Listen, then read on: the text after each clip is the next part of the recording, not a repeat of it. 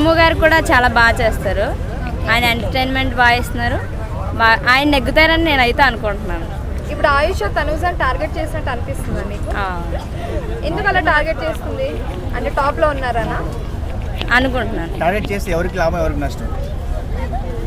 అంటే wild cards అందరూ కూడా భరణిని టార్గెట్ చేశారు అనుకోవచ్చా? వన్స్ వైల్డ్ కార్డ్స్ వచ్చాక అందరు వాళ్ళ బాండింగ్ పైననే పాయింట్అవుట్ చేసి మాట్లాడుతున్నారు కదా, అందుకనేసి అనుకోవచ్చు. ఎందుకు అలా టార్గెట్ చేయడం? స్ట్రాంగ్ పర్సన్ అనా? అవును, స్ట్రాంగ్ భరణి. ఇప్పుడు నేను స్ట్రాంగ్ ఉంటే ఎవరికి నచ్చదు కదా, అలాగా ఓకే, అలా ఒక ఈగోతో నామినేషన్ అలా చేయొచ్చు అంతే. రీతు గారు బాగా చేస్తారు, బాగా వాళ్ళ గురించి నాకు తెలియదు.